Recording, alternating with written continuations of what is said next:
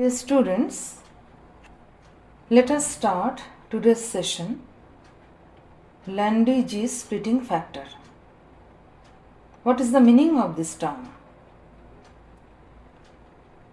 From the previous discussion, as we have seen from the vector model of the atom, that is L vector, S vector, J vector, they are representing the orbital angular momentum, spin angular momentum, or the total angular momentum of an electron residing in a particular energy state. Now, as all the quantities are the vector quantities, they also be considered as to remain in a particular frame for the construction of a vectorial diagram. That is, if we want to know what is the inclination between the L and S, or what is the inclination in between S and J, then following the vector diagram we should have the knowledge of the angle between the several quantities. Now, from the vector model of the atom, it is very easily can be understood that as J is L plus S, then the angle between the L and J vector for this particular example, it is treated as cos L comma J. Generally, we are familiarized with the term cos theta, etc. So, here the theta is replaced by this spectroscopy convention, in between which quantities we are going to derive the angle. That is, we are going to derive the angle in between L and J vector. Then we shall write cos L comma J. Now, S equal to J minus L from this relation. Taking the dot product of the both sides, we can have S dot S equal to J minus L dot J minus L. And from this, we reach this expression 2 L dot J equal to J square plus L square minus S square. Now, when we will remove that dot product, then the quantity it just gives 2 L J cos L J. That is, here it is written as cos L J, the angle between L and J vector, as J square plus L square minus S square by 2Lj. L and J are the mode quantity of the individuals. Now, from the Schrodinger theory, the Schrodinger equation, you know about the time independent part, and it can be solved, and from the eigenvalue expression it can be written the orbital angular momentum is presented by root over L into L plus 1 into h by 2 pi. It is totally from the condition of the eigen quantity. So, instead of LH by 2 pi, as we have discussed up to the previous lecture, we shall now write the orbital angular momentum as the quantity described here. So, the angle between L and J, as we have seen, cos Lj is this one.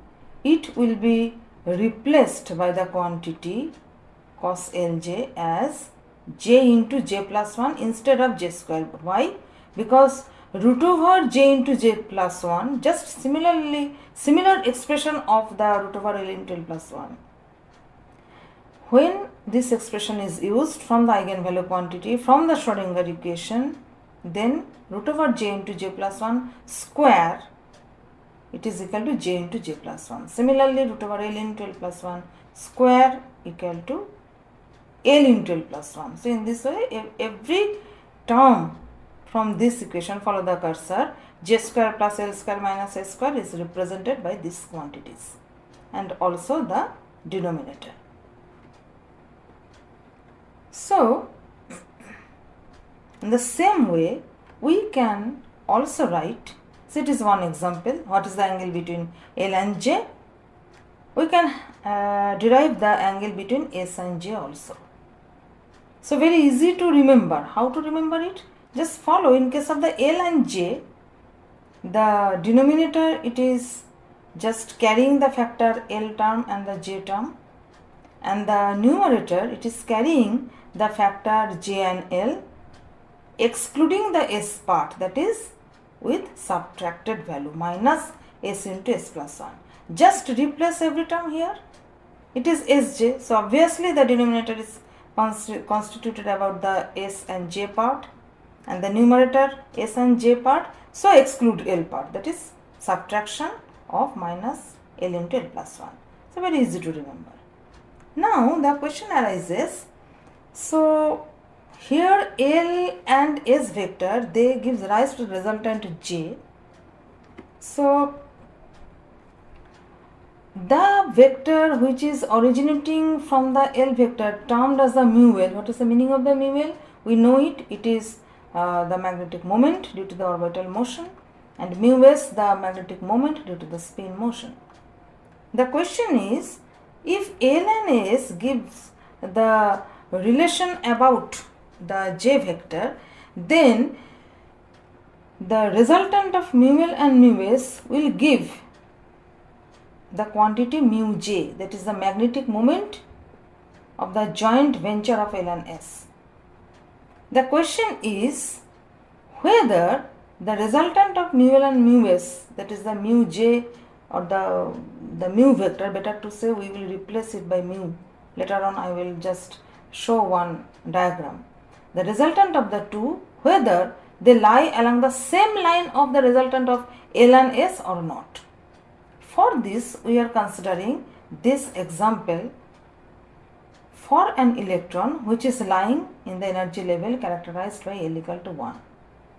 That is SPDF, you know. S, it gives L equal to 0, P gives L equal to 1. Say one electron, it is residing in the P level, and a single electron. So single electron means the spin value is half, as we have learnt earlier. Now, as mu L and mu S, they are originating from these quantities. It was discussed in the previous lecture. So L into EH by 4 pi m and 2S EH by 4 pi m, it is due to the gyromagnetic ratio, that factor it comes, that 2 factor, because both the spin and spin up and down they are taken.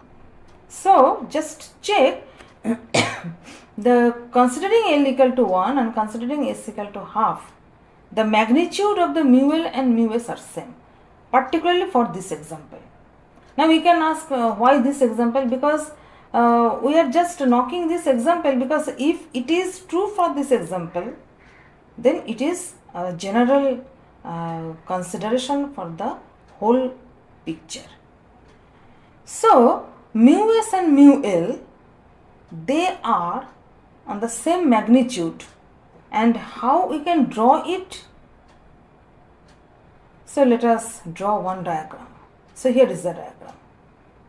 L vector and S vector, and just check S vector, the length, it is just the half of the L vector length, because L equal to 1, S equal to half.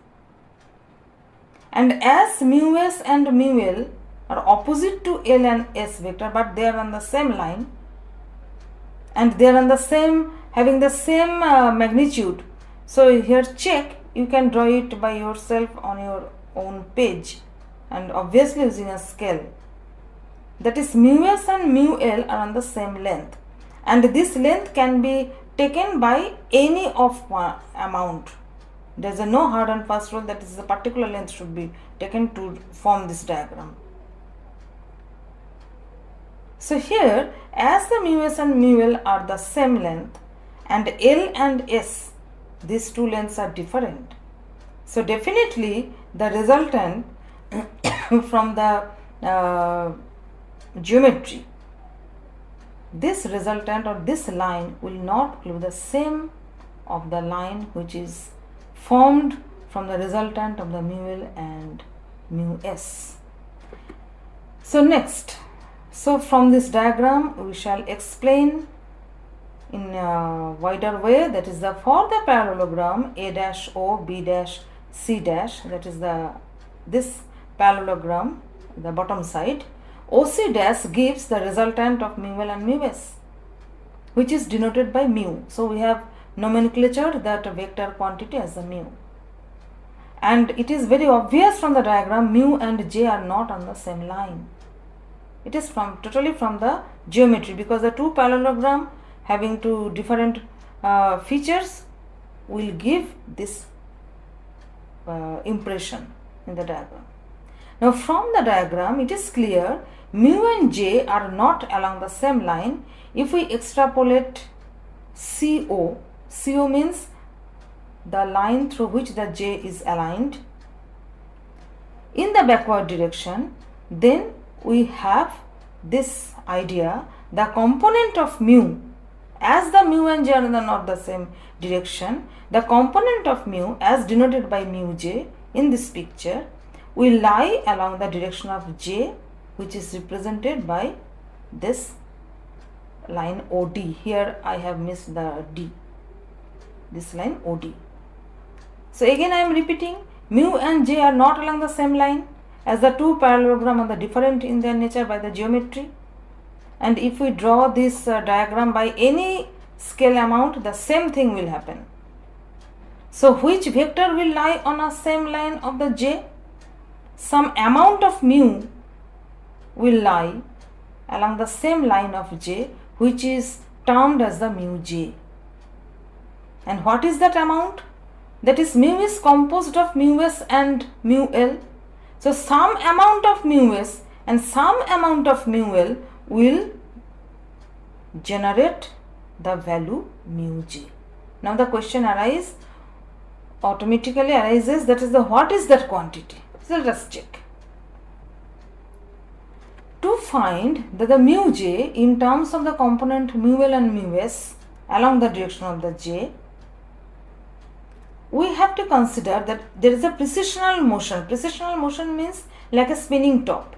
That is, the previous discussion we have seen from the consideration of the space quantization rule, the one vector, say for the L vector, when it will have a particular angle following the space quantization rule, then along the direction of the B, when it is making the angle, you just imagine it is just lying on the surface of a inverted cone. So it is nothing like a spinning top. So every time it will make the same angle. It is called the precessional motion, and we will discuss the precessional motion in elaborate way in the next session. So due to the precessional movement, all the vertical components, that is the perpendicular to the plane of the paper, of mu will be cancelled out. It is one feature. And another feature is only parallel components, that is parallel to J direction, will come to form mu J, which are nothing but the projection of mu L and mu S along the direction of J. So here is the diagram. So mu is composed of mu S and mu L.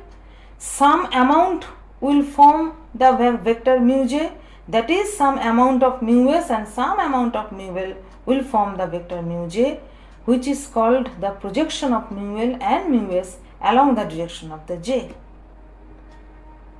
So what shall we write? The projection of mu S along J is termed as mu S cos theta. Cos theta means the angle between S and J. Mu S cos Sj. Similarly, what is the projection of mu L along J? It is mu L cos theta 1 or theta 2, whatever. So what is that angle? It is the angle between L and J. So these two quantities will generate the quantity mu J. So next, it is the diagram, and here is the quantity. So mu J, just check, it is composed of the two quantities, mu L cos theta 1 plus mu S cos theta 2. Theta 1 is L comma J, theta 2 is S comma J. The projected two values are composed, then jointly they are forming the quantity mu J. Now just now we have learnt about how to find out the angle cos Lj. and how to find out the angle cos Sj. So just inserting the eigenvalue quantity as we have discussed, we can put the two terms. So next, putting all the quantities, also the quantity mu L and mu S. We know the mu L is L into h by 4 pi m. Now we are replacing it by root over L into L plus 1. Just putting the eigenvalue condition. Similarly mu S, 2s, but we are replacing it 2 into root over s into s plus 1. So ultimately, putting all the terms, that mu j, it gives finally eh by 4 pi m into root over j into j plus 1. After solving this quantity, very simple algebra, within bracket 1 plus j into j plus 1, s into s plus 1, L into L plus 1, discarded quantity with minus sign. That is after the subtraction.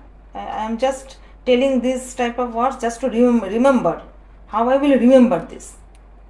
I am discarding means actually I am subtracting for that reason.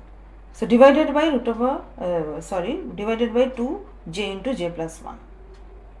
So this bracketed term has its own feature and it is named by the letter small g, which is known as Lande G splitting factor. So what is the mu j? Mu j equal to eh by 4 pi m, and you know eh by 4 pi m is nothing but Bohr magneton. So next line, what we get? So that is small g is this quantity known as the splitting factor. Why it is splitting factor? We shall discuss in the next session during the discussion of the anomalous Zeeman effect. And ultimately mu j equal to mu b root over j into j plus 1 into g. Mu b is the Bohr magneton. For a single electron, what you will get? For a single s electron means L equal to 0 and spin quantity is equal to half. So obviously j equal to half. Putting all the values, we get small g value as the 2. It is very important quantity. Always remember that is a single s electron, it generates the Lande G splitting factor as 2. It's a very important question in the Calcutta University. In the several years you will find this question alternate year also. So next session we shall discuss what is the utility of G. We have just found that the direction of the mu L and mu S, the resultant, the not along the same direction of the L and S vector, and that projected quantity, it generates something which is known as the G. So up to this. So next session we shall start anomalous Zeeman effect. Goodbye.